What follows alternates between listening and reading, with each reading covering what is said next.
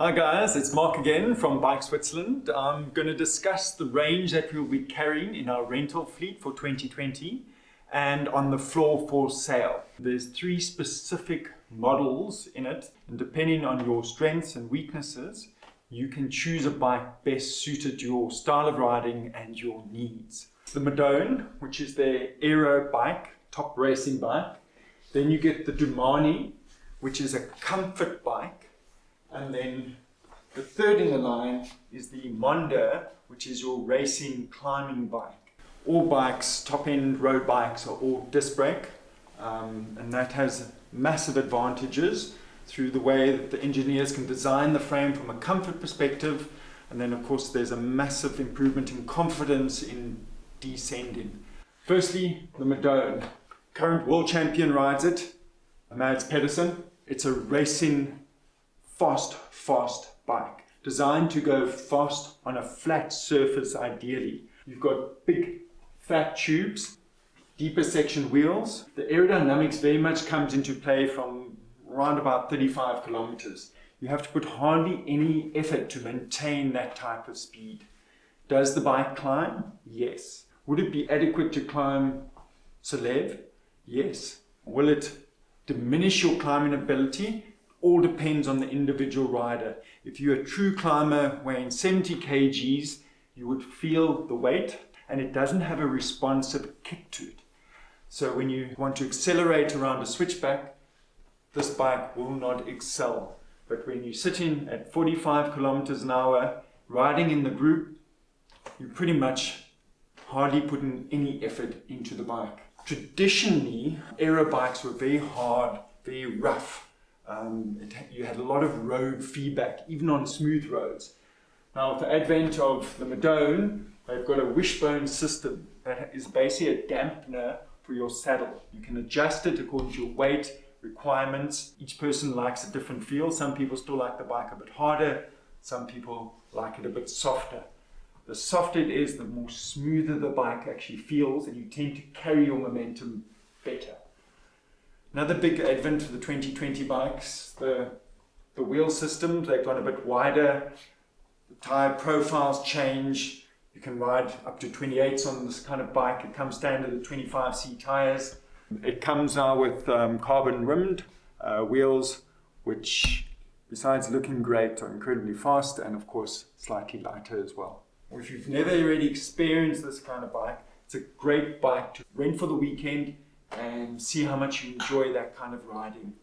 Typical people that love it, people that are very strong on the flats traditionally, they'll never be great climbers. So what they do is they purchase this bike and it improves their strength. So what you're good at, you become brilliant at. The overall package, it's got a wow factor. Next in the range, all new design for Trek and the Domani.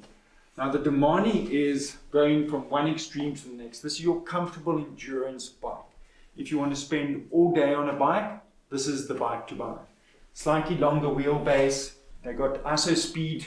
Basically through here we have an actual bolt with 2 bearings. And what happens is the bike flexes enough to give you a suspension, a dampening system. So when you're riding, it's smoother, less vibration, far more comfortable. You sit slightly more upright in the bike. It's also got an ISO speed in the front, so if you hit something hard, it doesn't jolt you. It's a bike you want to spend all day riding on. It climbs well, descends brilliantly due to the longer wheelbase and the stability. But the overriding factor, if you're going to spend 3-4 hours on a bike, cumulative fatigue starts to mount. This bike reduces it. Great all-rounder for someone who just wants to get out there and enjoy cycling. This is the kind of bike you can ride. You can go on gravel. With the current tires, you're sitting at 32C tires, very wide rim in the wheels. The bike has an awesome feel. What it lacks is a sharpness. It doesn't have a zippiness to it.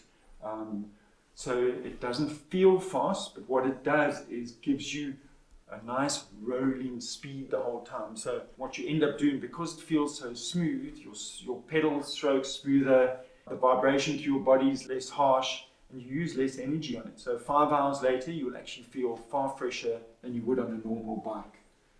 Great purchase for a general rider who wants a bit of everything. You can race on it, you can climb on it, you can descend on it, and the big thing, you can spend all day on it, which is what we love doing. Then the third in the range is very much links with the Domani. The Domani is the aero racing bike.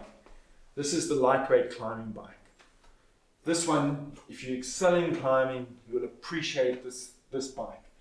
It's the new 2020 range, so we come in with discs. The weight is far reduced on those, comfortably a kilo less than those bikes at the same spec level. The big factor with this bike, it makes you feel fast. It's got a zippiness to it. What Trek's got right with the Monda, it's not a harsh bike. It has a very soft feel. It almost feels like an endurance bike against some of the competitors. It still weights you on the front. So you weight it in a racy position, aero position, puts you forward on the handlebars. So when you stand up, the bike's got a zippiness to it. Great feel to it, and that feel spurs your speed. Perception, placebo effect. A bike that feels fast, you end up riding it faster because it's like having the wind on the back. It's patting you the whole time, saying that you're a great rider, and being responsive is a key. A responsive bike is not a twitchy bike or something like that. It used to be the old style of bike. A responsive bike is still very stable, great on descending. These bikes they're getting right, finding out all the weaknesses of the old generations. Just price point wise, looking at 3,000 Swiss francs for this style bike, 4,000 for the Domani, and just under 5,000 for the Monda.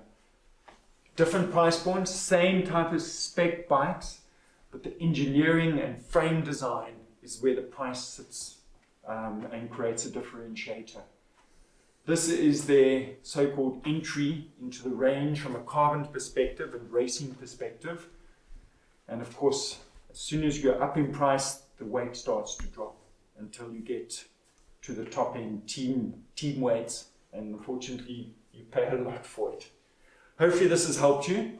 If in doubt, come through, chat.